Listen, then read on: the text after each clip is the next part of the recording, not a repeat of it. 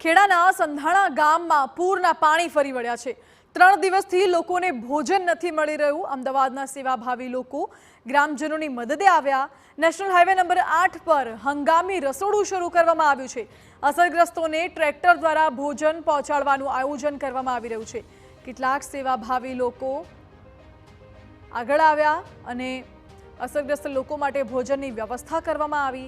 National highway number 8 પર હંગામી રસોડું શરૂ કરવામાં આવ્યું, જેમાં તમામ પ્રકારનું ભોજન બનાવવામાં આવે છે અને અસરગ્રસ્ત લોકોને ટ્રેક્ટર મારફતે આ ભોજન પહોંચાડાય છે।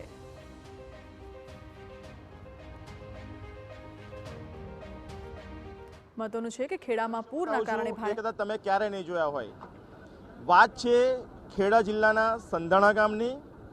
સંધાણા ગામમાં શેઢી નદીના પાણી ફરી વળવાને કારણે છેલ્લા 3 દિવસથી ગામની અંદર જે સ્થિતિનું સર્જન થયું છે, લોકો ખાઈ નથી શકતા, રસોડું બનાવી નથી શકતા, પ્રાથમિક જરૂરિયાતો મેળવવામાં નિષ્ફળ નીવડ્યા છે।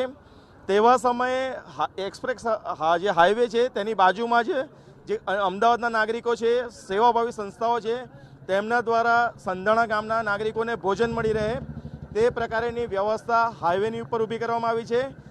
ગામની અંદર પાણી ફરી વળવાને કારણે કોઈ જગ્યાએ રસોડું થાય તેવી શક્યતા ન હોવાથી જે નાગરિકો હતા, સેવાભાવી સંસ્થા હતી, જે સેવાભાવી નાગરિકો છે, તેમના દ્વારા હાઈવેની ઉપર રસોડું બનાવવામાં આવ્યું છે। આપણી સાથે જે વ્યક્તિઓ છે તેમની સાથે વાત કરવાનો પ્રયાસ કરીશું। આપનું નામ? મારું નામ આમિર ખાન છે। આમિરભાઈ, આ હાઈવેની ઉપર રસોડું કેમ ચાલુ કર્યું?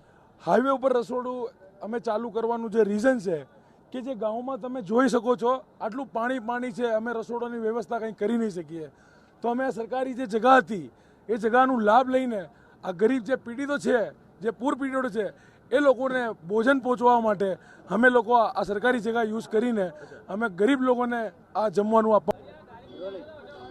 સામાન્ય રીતે હાઈવેની ઉપર તમે વાહનો પસાર થતા જોયા હશે, પરંતુ હવે હું તમને જે દ્રશ્યો બતાવું છું એ કદાચ તમે ક્યારે નહીં જોયા હોય। વાત છે ખેડા જિલ્લાના સંધાણા ગામની। સંધાણા ગામમાં શેઢી નદીના પાણી ફરી વળવાને કારણે છેલ્લા 3 દિવસથી ગામની અંદર જે સ્થિતિનું સર્જન થયું છે, લોકો ખાઈ નથી શકતા, રસોડું બનાવી નથી શકતા, પ્રાથમિક જરૂરિયાતો મેળવવામાં નિષ્ફળ નીવડ્યા છે। તેવા સમયે એક્સપ્રેસ જે હાઈવે છે તેની બાજુમાં જ જે અમદાવાદના નાગરિકો છે, સેવાભાવી સંસ્થાઓ છે, તેમના દ્વારા સંધાણા ગામના નાગરિકોને ભોજન મળી રહે તે પ્રકારની વ્યવસ્થા હાઈવેની ઉપર ઊભી કરવામાં આવી છે। ગામની અંદર પાણી ફરી વળવાને કારણે કોઈ જગ્યાએ રસોડું થાય તેવી શક્યતા ન હોવાથી જે નાગરિકો હતા, સેવાભાવી સંસ્થા હતી, જે સેવાભાવી નાગરિકો છે, તેમના દ્વારા હાઈવેની ઉપર રસોડું બનાવવામાં આવ્યું છે।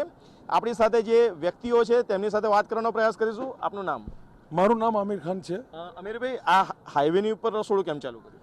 હાઈવે ઉપર રસોડું અમે ચાલુ કરવાનું જે રીઝન છે કે જે ગામમાં તમે જોઈ શકો છો આટલું પાણી છે, અમે રસોડાની વ્યવસ્થા કંઈ કરી નહીં શકીએ, તો અમે આ સરકારી જે જગ્યા હતી એ જગ્યાનો લાભ લઈને આ ગરીબ જે પીડિતો છે, જે પૂર પીડિતો છે, એ લોકોને ભોજન પહોંચવા માટે અમે લોકો આ સરકારી જગ્યા યુઝ કરીને અમે ગરીબ લોકોને આ જમવાનું આપવા માટે। જે તમે આખી વ્યવસ્થા ઊભી કરી છે, તો અનાજ ક્યાંથી લાવ્યા, વાસણો ક્યાંથી લાવ્યા, રસોડા જે રસોઈ છે એ ક્યાંથી બધી વ્યવસ્થા કરી? અનાજની જब અમદાવાદમાં અમારે ગોમતીપુર વિસ્તાર છે, સિટી વિસ્તારના અમારા જે સાથી છે, અમારા સારંગપુરના છે, દિલ્હી ચકલા દરિયાપુરના બધા જગાના અમારા બધા ભાઈઓ મળીને વ્યવસ્થા કરી છે। પોતપોતાએ પર્સનલ પૈસા આપીને લોકોની મદદ માટે। રસોઈમાં શું શું બનાવ્યું છે? રસોડામાં અમે બનાવ્યું તો વેજ પુલાવ બનાવ્યું છે, અમે ચવાણું લાયા હતા, બિસ્કિટ લાયા હતા, બ્રેડ લાયા હતા, દૂધ લાયા હતા। ફિર જે આપણે વેજ પુલાવ તમે જોઈ શકો છો પ્યોર વેજ બનાવવામાં આવ્યું છે। કેમ વેજ બનાવવામાં આવે એનું પણ રીઝન છે કે મારા હિન્દુ ભાઈ અને મારા મુસ્લિમ ભાઈ અહીંયા રહે છે ને આ ટાઈમ અમારે હિન્દુ મુસ્લિમ ભાઈ કરવાનું ટાઈમ નથી, ઇન્સાનિયતનું કામ કરવાનું ટાઈમ છે। અચ્છા, જ્યારે રસોઈ બની જશે પછી એની વહેંચણી તમે કઈ રીતે કરશો ગામમાં? ટ્રેક્ટર વિઝન વહેંચણી કરીશું અમે। અહીંથી ટ્રેક્ટરમાં પેકેટ બનાવીશું ને પેકેટ બધાના ઘેરે ઘેરે મોકલીશું અમે। કેટલા લોકો જમી રહેશે આ રસોડાથી? આ રસોડાથી મેક્સિમમ 700 થી 1000 જણા જમી રહેશે। જે રીતે દ્રશ્યો બતાવવાનો પ્રયાસ કરીશ, જે રીતે સંધાણા ગામની અંદર પાણી ફરી વળ્યા અને તેના જ કારણે હાઈવેની ઉપર રસોઈ બનાવવાની ફરજ પડી છે। જ્યારે રસોઈ તૈયાર થઈ જશે ત્યાર પછી ગામના જ નાગરિકો દ્વારા આ જે રસોઈ છે તેના ફૂડ પેકેટ બનાવવામાં આવશે અને ફૂડ પેકેટ બનાવી અને ત્યાર પછી ગામની અંદર હિન્દુ હોય કે મુસ્લિમ હોય તમામ જે ભોગ બનનાર લોકો છે તેમને આપવામાં આવનાર છે. કેમેરા પર્સન મનીષ ત્રિવેદી સાથે ધર્મેન્દ્ર કપાસી, TV9